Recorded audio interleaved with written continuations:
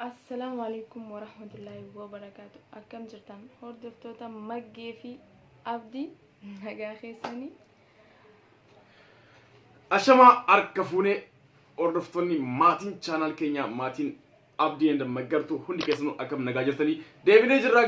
prank kali sarratti yaada tokko comment jalatti namoonni hedduun nutti mufattanii keessattuu anatti mufattanii abdii safuu maali wanta kana nyaatatti qoosuun kana arrabsis hedduu jira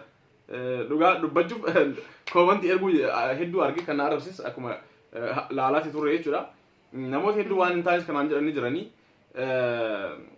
wanti sanarratti yoo kan dhugaan nutti mufattan kan jiraatan ta'e video kanaan isiniif dhufne maaliifuu ani rafaati ture yeroo irribaa kaanutti nyaata nu dalaguun isin oolu yaanni kun naa dhufe ani gara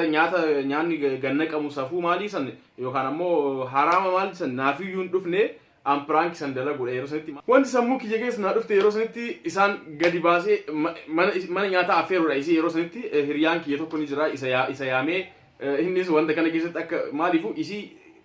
sirriitti prank gochuudhaaf isa waamuu qaba nama keessummaa waamuu qaba jedhee waan yaadeef isa waamee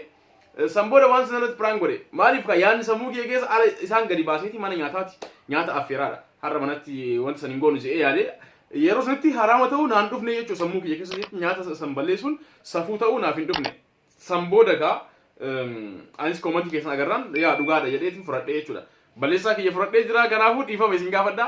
akkasuma isii irrattis yaada garagaraatu jira koomantii waan prank san irratti jechuudha isii irratti waan tokko irratti yaada garagaraa kan kennitan jirtan maal jettaa namni hedduuni maggi osoo nyaatan qammasin maaliif gabbaastee jettan nyaata anaa dalagaam isoo gidda haga go'anaatu beekaa hagam takka akka nutti godhu yeroo dura itti naqu bishaan itti naqu qammasee hundaa'u gizin dura soogititti naqu qammasee kaza waqa jechuun taraa dhibbaa waa qammasuun jaaladhu waan ta'eef jecha taraa takka qammasnaan ni gaha waan ta'eef jecha yeroo duratti bishaan irra haa'u soogititti naqee qammasee ilaalee samboo daangiin naaf hin dhufne qammasee ilaalu maaliif anaa qofaa mana keessa jiraan maka dalagu jiru saniifin hin qammasne waaqa qammasa waa dalagu waan hin jaalanneef jecha garuu si dalagee misirritti garuu hedduun aarsite wallaahi fakkeessite malee ati jechuun na qaanfachiisuu yaadde ginan hin qaanfanne na aarsite malee qaanfatte isi hin qaanfanne wallaahi ayyee akkasuma yaada biraatus jira koomantii irratti sanis deebisiif waan kabajaa jaarsa keetii fi maaliif dhabdaa akkanatti afaan keessan deebisniif kan jedhanii koomantii barreessan hedduu jira sanis argine yaaboo hedduu takka na aarsisaniif uumaan jenneen waslan maaf jidda qofaan jenne hedduu takka na aarsisaniif itti dubbadde jaarsa fayyadamoo hedduu takkan kabajaani yaa kanuma dhugaadha kabajaa waliif qabna jechuun akka san keessa anis ilaalle yaadanne waan sanii waan fedhe jechuun prank waan ta'eef san booda koomantii keessan yeroo dubbisu irra deebi'ee dhageeffadhe maal jettee siin jedhee takka ammoo na qaanyeessuu yaade dammoo waan dalagu waan hin beekuuf jecha ittiin qaanfadhu na aarse saniifini itti dubbadde ayyee prank na godha jee yaanne dammoo nyaanni haraama waan ta'eef jecha nyaataan prank na godha jee yaanne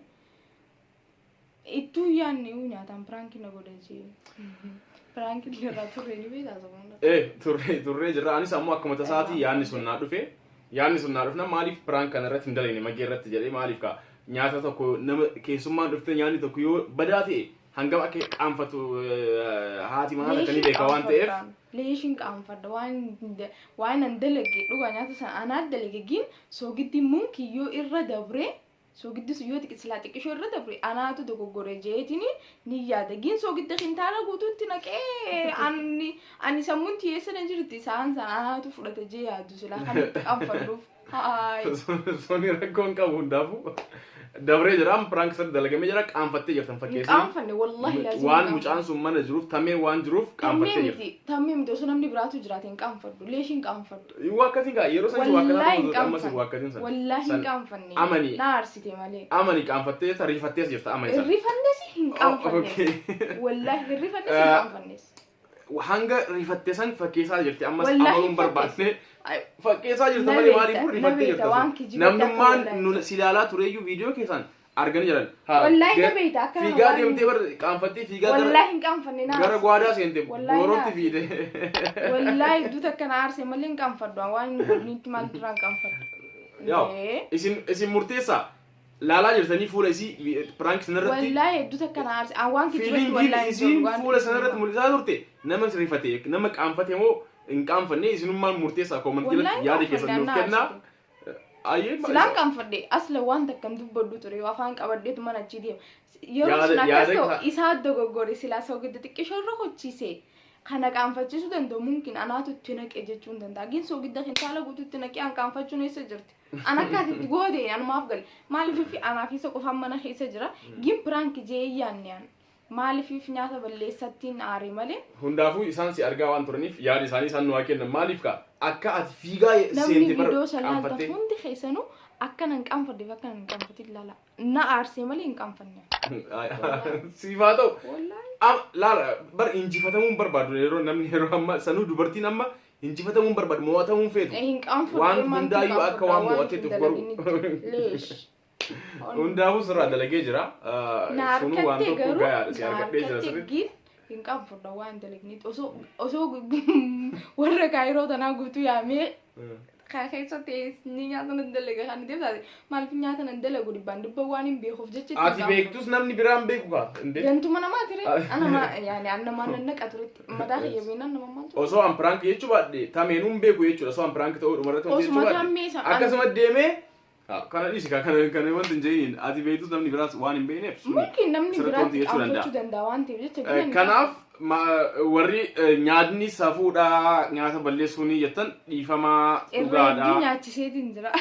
Nyaanni dhugaadha. Safuudhaa no baaneeti nyaanni nu sadiinuu jechuudha ala baanee hoteelaa nyaannee deebinee jechuudha affeereetiin deebisee akkasuma immoo safuudha kan jettan san dhiifama isin gaafadhaa dhugaadhaa safuudhaa irra deddeebi'aan san booda yaadee jira. Jechuun haraama karaa rabbittis nyaata safuu nyaata balleessuun nama gaafachiisa maaliifuu namoonni akkuma jettan namoonni beeleenii sa'aatii ammaa kanattis kan beeleenii rakkasaa jiran hedduutu jiranii san osoo beeynu nyaata balleessuun ammoo dogongora jedheeti yaada anis dhiifamaa yoo isin mufachiise nyaata sanis yaa'u ganna qabeessa osoo hin jedhin asuma warra re'ee fi maalii qabutu jira kan waan akkasii nyaachisu nyaata mana keessatti hafuu kan yeroo gatamu fuudhanii kan re'ee hoolaa qabantu jiranii kan nyaachisan jechuudha. Kanaafuu suni sarii jira wanta garagaraa jira kan nyaata san nyaatu garuu dogongorri dhugaadha dogongora qabna maaliifuu nyaata dalagameetiin akkas ta'u suni sirriidha dogongora saniif dhiifama isin gaafannaa maaliifuu nyaanni kamuu gatamuu hin qabu darbamuu hin qabu kan beelee hedduu waan jiruuf kanaaf yaada keessan fudhadhee jira akkasuma viidiyoo keenya namoonni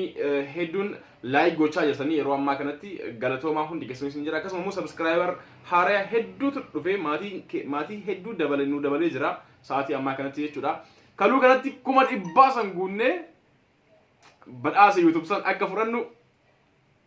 ni abdannaa jechuudha abdii rabbiitiin akkasuma immoo isinis namoota haaraa ta'an asirratti nuuf affeeraa chaanaal keenya irratti affeeraatiin namoota haaraa ta'aniif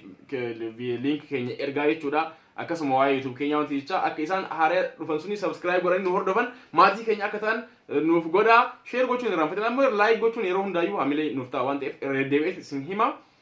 like godhaa waan biraa kanaaf itti qabaate itti dabali waan biraa wannin haasoo hin jirtullee dhagii waan takkan isiniif dhaama ilmaan Oromoo hundaafuu jechuudha chaanaala ilmaan Oromoo hundaa